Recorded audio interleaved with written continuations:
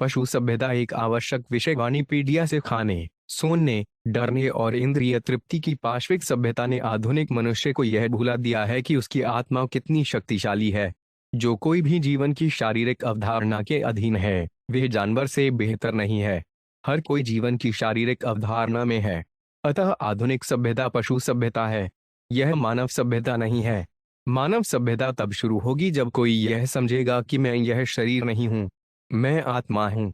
श्रील प्रभुपाद की पुस्तकें, व्याख्यान, वार्तालाप और पत्र इस आवश्यक विषय की व्यापक प्रस्तुति प्रदान करते हैं, जैसा कि वानी कोट से निमल सिविलाइजेशन श्रेणी में देखा गया है।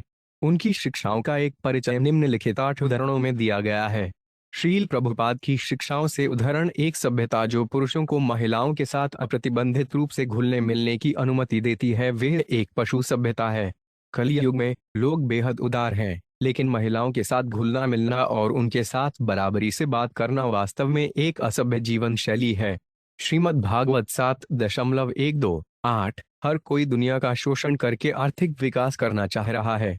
धरती खोदना, खदानें, यह पशु सभ्यता की तरह ही सबसे निचली अवस्था है। श्रीमद् भागवतम व्याख्यान 15 अगस्त 1971, लंदन। यही एकमात्र आवश्यकता है, किसी प्रकार की सभ्यता को बढ़ाने की नहीं कि आप साधारण चीज खाने की बजाय गौमांस कैसे खा सकते हैं। वह सभ्यता की उन्नति नहीं है, वह पशुता है। आहार निद्रा भय मैथुनम च संयम एतत् पशु। वह उन्नति क्या है? मांस को बाघ, कुत्ते खा जाते हैं। तो यदि आपने मांस खाना सीख लिया है, तो क्या इसका मतलब यह है कि आप सभ्यता में आगे बढ़ गए हैं? यह बाघों और कुत्तों का व्यवसाय है। कुत्ते की सभ्यता। भगवद गीता व्याख्यान 25 अक्टूबर 1973, बम्बई। तो लोगों को इन बातों को वैज्ञानिक तरीके से समझना होगा, लेकिन लोग लापरवाही कर रहे हैं। तो इसलिए दुख जारी है। इन्हें कष्ट की भी परवाह नहीं होती। जानवरों की तरह वे भी पीड़ित हैं, लेकिन उन्हें इसकी परवाह नहीं है। वे भूल जाते हैं। तो व्यावहारिक रूप से इस इंद्रिय तृप्ति सभ्यता का अर्थ पशु सभ्यता है। थोड़ा सा पॉलिश, बस इतना ही।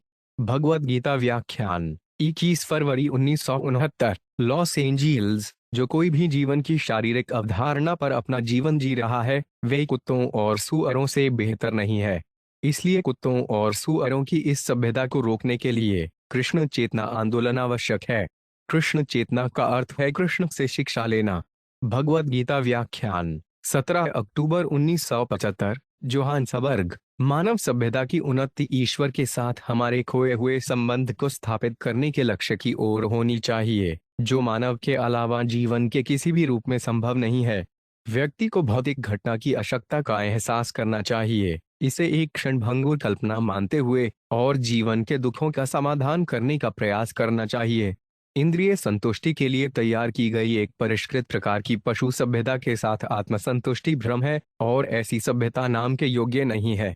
श्रीमद् भागवत 2.2:4। सारी दुनिया एक तरह से पशु सभ्यता चल रही है। इसलिए यदि आप खुश रहना चाहते हैं, तो आपको आध्यात्मिक मंच, वास्तविकता पर आना होगा। वह चाहता है संपूर्ण ओवरहालिंग। उन्हें अच्छी तरह से पता होना चाहिए कि हम झूठे आनंद के पीछे हैं। हमें वास्तविक आनंद के मंच पर आना होगा। श्रीमद् भागवतम व्याख्यान 9 जुलाई 1975, शिकागो। मनुष्य और जानवर के बीच 4 सिद्धांत आम हैं। अतः इन 4 सिद्धांतों की उन्नति मानव सभ्यता नहीं है, वह पशु सभ्यता है। वह मानव सभ्यता नहीं है। और मानव सभ्यता का अर्थ है कि अथा तो ब्रह्म जिज्ञासा। सामान्य व्याख्यान 11 मई 1969, कोलंबस।